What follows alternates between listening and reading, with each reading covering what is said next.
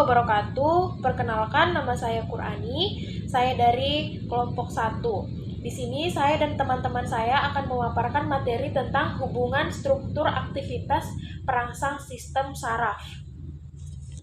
Sawar darah otak atau blood-brain barrier atau sering disingkat dengan BBB adalah struktur membran yang secara primer berfungsi untuk melindungi otak dari bahan-bahan kimia dalam darah, di mana fungsi metabolik masih dapat dilakukan.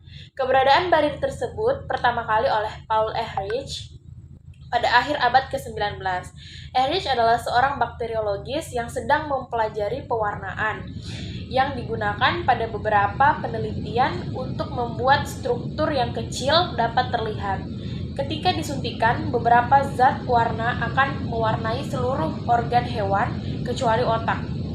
Saat itu, Ehrlich menyatakan hal ini yaitu otak tidak menyerap cukup zat warna. Selanjutnya, dilakukan percobaan kembali oleh Edwin Goldman pada tahun 1913, di mana Edwin Goldman ini adalah salah satu murid dari Ehrlich. Dia menyuntikkan zat warna ke cairan spinal otak secara langsung. Ia menemukan bahwa pada kasus ini otak menjadi berwarna tetapi tidak pada bagian tubuh. Ini dengan jelas mendemonstrasi adanya barrier di antara keduanya. Saat itu dinyatakan bahwa pembuluh darah itu sendiri berfungsi sebagai barrier karena membran sebelumnya tidak dapat ditemukan. Konsep mengenai blood-brain barrier istilahnya adalah hemoencephalocele barrier diajukan oleh Lisa Strand pada tahun 1921 ini tidak disetujui hingga ditemukan mikroskop elektron pada riset medis pada tahun 1960-an di mana membran tersebut dapat dilihat. Dipercaya bahwa eritrosit dibanding sel-sel epitel adalah dasar dari sawar darah otak. Proses kepadatan eritrosit yang mengelilingi sel-sel epitel tersebut. Adapun fisioneurologi obat dari SSP, yaitu obat SSP itu menekan atau menstimulasi seluruh atau bagian tertentu dari SSP. Jika terdapat penekanan terhadap pusat sensorik, akan terjadi kelelahan, mengantuk, berlanjut dengan kehilangan kesadaran. Bila penekanan terhadap motorik, akan terjadi kelemahan otot, lurik, kelumpuhan ringan hingga kelumpuhan total. Obat sistem saraf pusat pada gangguan fisik atau fisioneurologi. Obat ini menstimulasi pusat sensorik yang akan menimbulkan kegembiraan, kegelisahan, sulit tidur, mudah marah, pikiran yang kacau hingga ilusi dan juga halusinasi pada pasien. Obat ini juga menstimulasi motorik hingga menyebabkan terjadinya tremor, kekejangan otot lurik hingga serangkaian konvulsi, yang dimana pasca konvulsi diikuti dengan kelelahan otot atau paralisa. Keadaan ini diawali dengan tidak terkendalinya gerakan motorik atau gerakan kasar halus. Kata kunci pada obat sistem saraf pusat ialah berada pada prinsip kerja dasarnya, yang dimana prinsip kerja dasar obat penekan sistem saraf pusat dan obat perangsang sistem saraf pusat harus mampu menembus sawar darah otak. Contohnya pada obat efedrin, yang dimana efedrin bekerja dengan melepaskan norepinefrin. Namun, ada juga efek lainnya yaitu sebagai bronkodilator. Mekanisme kerja umum pada obat sistem saraf pusat. Yang pertama, pemblokan hambatan postsinaptik, yang dimana postsinaptik adalah neuron yang menerima informasi, sehingga akan berkurangnya rasa cemas berlebihan pada pasien karena terbloknya neuron informasi ini. Begitu pula pada pemblokan hambatan prasinaptik yang merupakan neuron yang mengirimkan informasi akan dihambat oleh obat sistem saraf pusat yang akan mengurangi kecemasan berlebihan kepada pasien.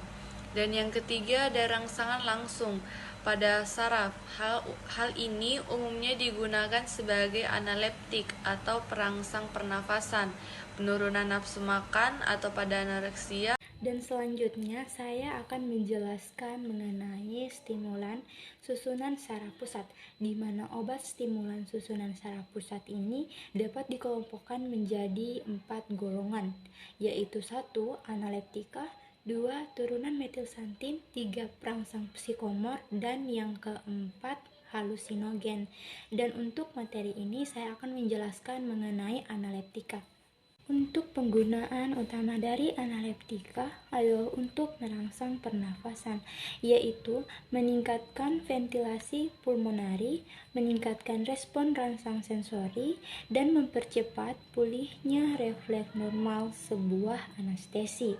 Selain menimbulkan efek rangsangan pernafasan, analeptika juga merangsang sistem saraf pusat.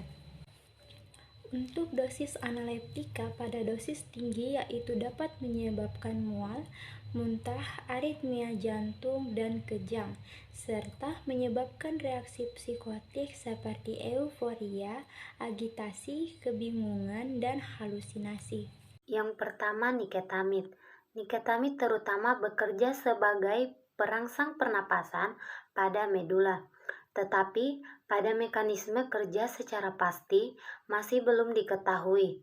Selanjutnya, niketamid digunakan untuk pengobatan depresi pernapasan yang disebabkan oleh obat penekan sistem saraf pusat seperti turunan barbiturat. Adapun dosisnya yaitu 0,375 sampai 3,75 gram yang diberikan secara intravena atau intramuskular. Niketamid telah digunakan sebagai stimulan pusat dan untuk gangguan hipotensi. Selanjutnya yang kedua, doxapram HCl. Doxapram menstimulasi CNS yang menyerupai niketamid. Efek stimulasi lebih besar dari picrotoksin atau pentylentetrazol. Doxapram menunjukkan selektivitas lebih besar sebagai stimulan pernafasan dibandingkan dengan niketamid. Tetapi gejala stimulasi SSP umum masih sering terjadi. Adapun efek stimulasi pernapasan adalah hasil dari stimulasi langsung dari pusat pernapasan di medula. Selanjutnya adapun dosisnya 0,51 mg per kgbb dapat diulang dengan selang 5 menit. Onsetnya setelah 5-10 menit. Selanjutnya untuk waktu paruhnya 3-4 jam. Kemudian selanjutnya adapun efek sampingnya seperti hipertensi, takikardia, aritmia, otot kaku, dan muntah.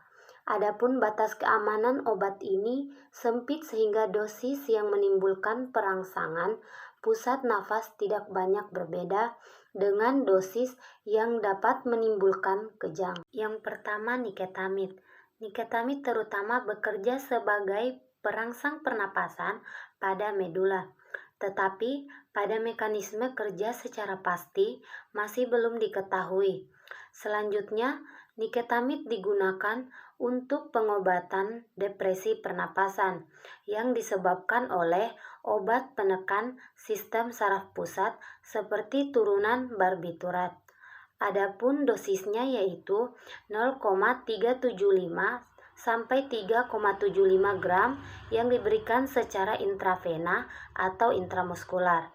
Niketamid telah digunakan sebagai stimulan pusat dan untuk gangguan hipotensi. Selanjutnya yang kedua, doxapram HCl. Doxapram menstimulasi CNS yang menyerupai niketamid. Efek stimulasi lebih besar dari picrotoksin atau pentylentetrazol. Doxapram menunjukkan selektivitas lebih besar sebagai stimulan pernafasan dibandingkan dengan niketamid. Tetapi gejala stimulasi SSP umum masih sering terjadi. Adapun efek stimulasi pernapasan adalah hasil dari stimulasi langsung dari pusat pernapasan di medula. Selanjutnya adapun dosisnya 0,51 mg per kgbb dapat diulang dengan selang 5 menit. Onsetnya setelah 5-10 menit. Selanjutnya untuk waktu paruhnya 3-4 jam. Kemudian selanjutnya adapun efek sampingnya seperti hipertensi, takikardia, aritmia, otot kaku, dan muntah. Adapun batas keamanan obat ini sempit sehingga dosis yang menimbulkan perangsangan pusat nafas tidak banyak berbeda dengan dosis yang dapat menimbulkan kejang. Obat ini diberikan dengan reseptor GABA dan bertindak sebagai modulator negatif. Kemudian, vintilatetrosol digunakan untuk pengobatan depresi pernafasan yang disebabkan oleh obat penekan sistem saraf pusat dan untuk shock terapi pada pengobatan depresi psikotik. Kemudian dosis 1,5 atau S.C. 0,5 gram dapat diulang dengan selang 30 menit bila diperlukan. Kemudian Picrotoskin terdapat pada biji tanaman Anamirta cuculus. Kemudian mempunyai efek perangsang pernapasan yang kuat. Selanjutnya mekanisme kerja dengan cara memblok hambatan peran septik. Kemudian merupakan antagonis terhadap kerja neurotransmitter GABA atau GABA. Kemudian digunakan untuk pengobatan depresi pernapasan yang disebabkan oleh kelebihan dosis turunan barbiturat atau obat penekatan sistem saraf pusat. Kemudian ada strychnine pada merangsang SSP dengan memblok secara selektif hambatan postsinaptik. Kemudian pada umumnya strychnine digunakan sebagai campuran tonikum dan amarum. Kemudian kemudian itu ada dosis analeptik yaitu 2-8 mg. Seperti yang kita lihat pada slide nomor 6 yaitu bemegrit. Bemegrit yang strukturnya mirip barbiturat adalah stimulan sistem saraf pusat atau ESP analeptika serta dipakai untuk mengatasi keracunan turunan barbiturat. Bemegrit memiliki aksi antagonis pada reseptor GABA atau GABA dan dosisnya memiliki 50 mg 4. Selanjutnya yaitu ada turunan metilstaktin. Seperti yang kita lihat pada slide, ada struktur staktin di mana nama sistematisnya yaitu 3,7 dihidropurin dan 2,6 dion adalah basa purin yang ditemukan di sebagian besar tubuh manusia dan cairan serta pada organisme lain. Selanjutnya, slide berikutnya menjelaskan tentang ESP. Salah satu kelompok dari obat perangsang ESP adalah staktin atau metilstaktin, di mana obat utamanya adalah kafein, theobromine, dan theophylline. Dalam dosis kecil, turunan ini sering digunakan sebagai tonikum dan minuman penyegar. Dan pada mekanisme kerjanya yaitu turunan ini dapat merangsang korteks cerebral dan pusat medula yang menyebabkan relaksasi otot polos, terutama otot polos bronkus, yang merangsang SP otot jantung dan meningkatkan diuresis. Yang pertama ada kafein. Kafein ialah stimulan sistem saraf pusat yang digunakan untuk mengurangi kelelahan fisik serta untuk mengembalikan mental agar lebih waspada.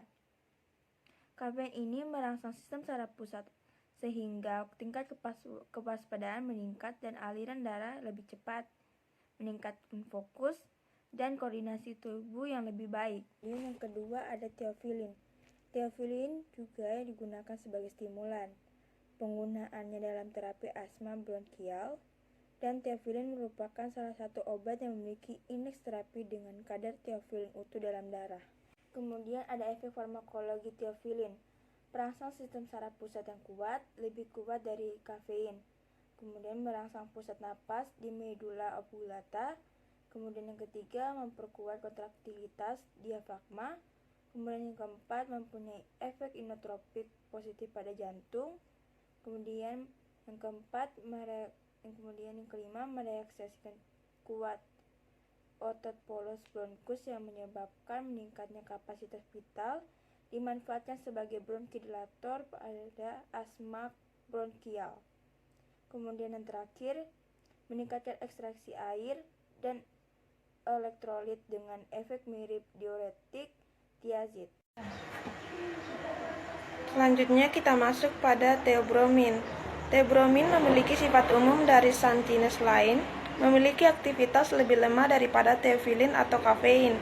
Sebagai stimulan pada SSP, dosis besar dapat menyebabkan mual dan muntah.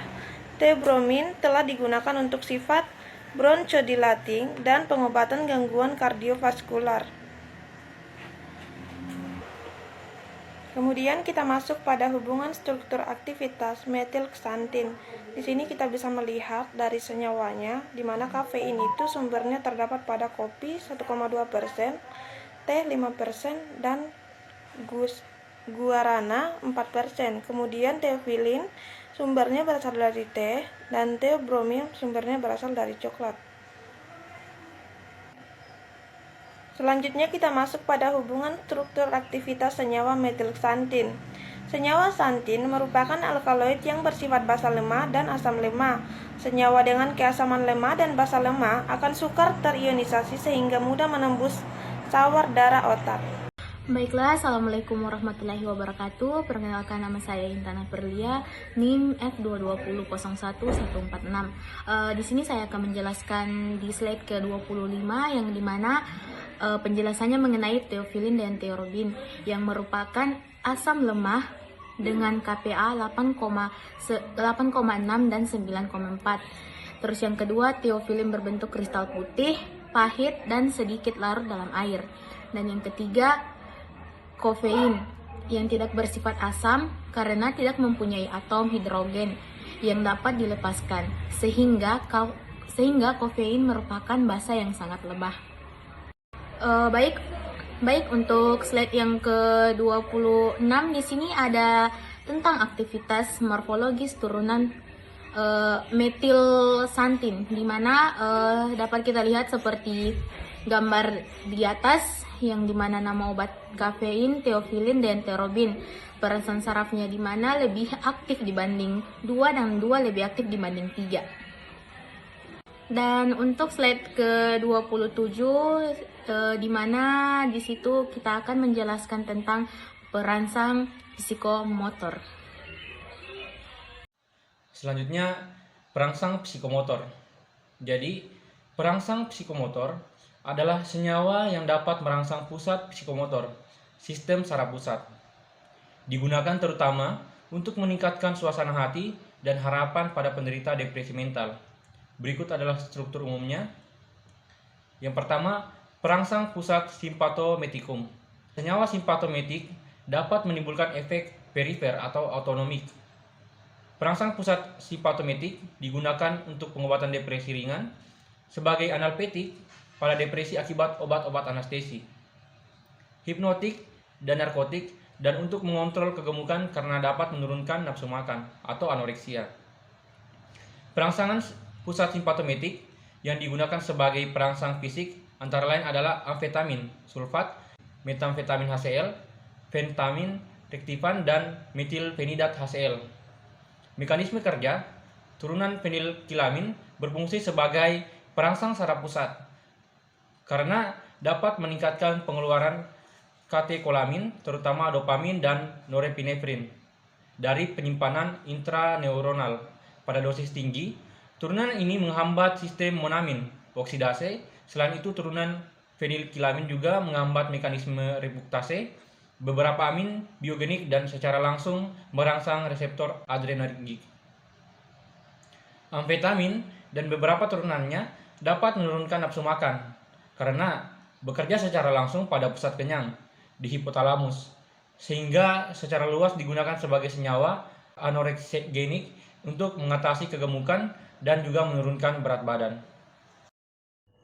Ya, slide selanjutnya adalah 3 contoh obat yang digunakan sebagai obat perangsang pusat simpatometicum jika dilihat dari bentuk struktur obatnya. Yang pertama itu ada obat mazindol, kemudian fenmitrazin, dan metilfenidrat. Ketiga obat tersebut memiliki struktur umum yang terdiri dari gugus CH3, CH, dan CN yang bisa dilihat pada slide. Kemudian lanjut ke slide selanjutnya, hubungan struktur dan aktivitas obat. Yang pertama itu ada substitusi satu gugus metil pada gugus amin dapat meningkatkan aktivitas. Begitu pula sebaliknya, jika N-alkil yang lebih besar daripada gugus metil, maka akan menurunkan aktivitas dari obat. Kemudian yang kedua, Stabilisasi pada rantai samping akan menurunkan efek perangsang sistem saraf pusat, tetapi tidak mempengaruhi efek anoreksianya. Kemudian yang ketiga, aktivitas akan maksimal bila jika atom C rantai samping sama dengan 2. Namun, bila jika atom C rantai samping ditingkatkan, maka aktivitasnya akan menurun. Yang keempat itu, modifikasi molekul untuk meningkatkan sifat hidrofil akan menurunkan aktivitas. Kelima yaitu reduksi cincin aromatik dan atau pergantian cincin aromatik dengan gugus alkil akan menghilangkan aktivitas obat. Kemudian yang keenam yaitu isomer dextro mempunyai aktivitas 10-20 kali lebih besar dibandingkan dengan isomer levo. Dan yang terakhir yaitu pemasukan gugus penarik elektron kuat seperti CF3 atau CN pada posisi alfa rantai samping akan menurunkan aktivitas. Selanjutnya ada obat antidepresan. Antidepresan adalah senyawa yang dapat menimbulkan efek antidepresi, digunakan secara luas untuk pengobatan pasien depresi oleh berbagai macam penyebab. Antidepresan dibagi menjadi 3 kelompok. Yang pertama, penghambat monoamin oksidase, yang kedua antidepresan trisiklik, dan yang ketiga antidepresan tetrasiklik. Penghambat monoamin oksidase atau biasa disingkat MAO. MAO merupakan enzim yang berperan dalam proses deaminasi oksidatif senyawa amin biogenik seperti dopamin, epinervin, serotonin, norepinefrin. Hubungan aktivitas kualitatif struktur. Yang pertama ada aktivitas anileptik atau untuk merangsang pernafasan yang baik diberikan secara injeksi intravena atau infus. Penghambat MAO maksimal mempunyai struktur mirip amfetamin seperti pada slide epinefrin, norepinefrin, metamfetamin, dan apentamin. Yang kedua ada substitusi cincin aromatik, misalnya dengan gugus metoksi atau metal. Dengan hidrogenasi cincin akan menurunkan aktivitas penghambatan. Selanjutnya N-asilasi dan N-alkilasi. Gugus hidrasin akan menurunkan aktivitas. Berikutnya penggantian fenik dengan beberapa cincin heterosiklik mengurangi aktivitas penghambatan MAO dan menghilangkan aktivitas analeptik. Baik, selanjutnya berikut ada beberapa struktur kimia yang mana ada obat golongan iproniazid, dia terdiri dari 1 potensi relatif. Kemudian yang kedua ada isokarboksazid, dia terdiri dari 3,1 potensi relatif. Dan selanjutnya ada phenelzin, dia terdiri 18 potensi relatif. Kemudian ada metamfetamin, dia itu tidak ada potensi relatifnya. Kemudian ada feniprazin, dia terdiri dari 31 potensi relatif. Dan yang terakhir ada tranilspromin, dia terdiri dari 45 potensi relatif. Selanjutnya ada antidepresan trisiklik, di mana dia digunakan secara luas sebagai antidepresan. Dia juga dapat meningkatkan suasana hati, aktivitas fisik, dan suasana mental. Juga memperbaiki nafsu makan dan pola tidur. Lebih efektif dibanding penghambat MAO atau MAO. Nah, MAO itu sendiri adalah kelompok obat yang digunakan untuk mengobati gejala depresi, seperti sedih dan juga cemas. Kelompok obat ini biasanya digunakan jika penggunaan antidepresan jenis lain kurang efektif. Dan adapun mekanisme masih belum sepenuhnya diketahui. Dia diduga disebabkan oleh penghambatan reuptik, pelepasan biogenik monoamin di ujung saraf pada sistem saraf. Nah, modifikasi ada 2, yaitu yang pertama pada rantai samping dan yang kedua pada cincin trisiklik. Nah, kemudian pada slide selanjutnya ada modifikasi rantai samping. Nah, bisa kita lihat pada gambar struktur kimianya di mana Modifikasi rantai samping itu ditunjukkan oleh adanya lingkaran berwarna biru. Ya, berwarna biru yaitu dijelaskan bahwa lingkaran yang warna biru ini adalah modifikasi rantai samping yang aktivitasnya tinggi bila jumlah atom C pada rantai samping 2-3. Lebih dari 3 atau hanya satu senyawa tidak aktif. Kemudian gugus amin biasanya amin sekunder bukan tersier. Senyawa akan aktif bila N tersubstitusi metil atau tidak tersubstitusi semakin baik. Nah, gugus alkil yang lebih tinggi dari metal, dia menurunkan aktivitas secara gratis dan toksisitasnya tinggi. Nah, selanjutnya pada poin kedua yaitu rantai cincin tetrasiklik, di mana dia ada pada lingkaran struktur kimia yang dilingkari dengan berwarna merah. Nah, ini sudah dijelaskan bahwa modifikasi cincin tetrasiklik ini dia memiliki 2 poin juga, yaitu substituen 3Cl, 10 metil dan 11 dimetil dapat meningkatkan aktivitas. Kemudian poin kedua dia jembatan CH2, rangkai CH2 itu sama dengan CH2 berikatan 2 rangkap CH2 atau S. Nah, pada posisi 10-11 dia aktif sebagai antidepresi. Namun, hilangnya jembatan 10-11 ini juga tidak menghilangkan aktivitas antidepresi. Baiklah, di sini saya akan melanjutkan presentasi dari teman saya tentang halusinogen, di mana pengertian halusinogen itu sendiri adalah jenis nafsa yang dapat menimbulkan efek halusinasi yang dapat bersifat mengubah perasaan, pikiran, dan seringkali menciptakan daya pandang yang berbeda sehingga seluruh perasaan dapat terganggu. Halusinogen dibagi menjadi 3 kelompok, yaitu turunan feniletilamin, turunan indol, dan turunan marihuana. Turunan feniletilamin, di mana turunan feniletilamin yang aktif sebagai halusinogen hanyalah meskalin, yang diisolasi dari batang kaktus. Dahulu digunakan sebagai upacara sukreman orang India. HSA dibagi menjadi 3, yaitu A. Adanya percabangan metal pada rantai samping isopropil meningkatkan aktivitas perangsang sistem saraf pusat dan halusinogenik. B. Metoksilasi cincin benzen posisi orto dan para meningkatkan aktivitas. C. Metilen dioksi juga meningkatkan aktivitas. Turunan indol. Turunan indol sederhana. Beberapa halusinogen memiliki struktur umum, seperti serotin sifatnya lipofil sehingga mudah terpenetrasi pada sistem saraf pusat dan mencegah RX metabolik. Diamina oksidatif, turunan asam ligard seperti pada olaclavins pada purpea, jamur parasit pada gandum, halusinogen yang sangat kuat. HSA, adanya atom C asimetrik seperti pada C dan C5 dapat menghasilkan 4 diasomer yaitu D dan I, asam isergat serta D dan asam isogat hanya D. Asam isergat yang mempunyai aktivitas halusinogen.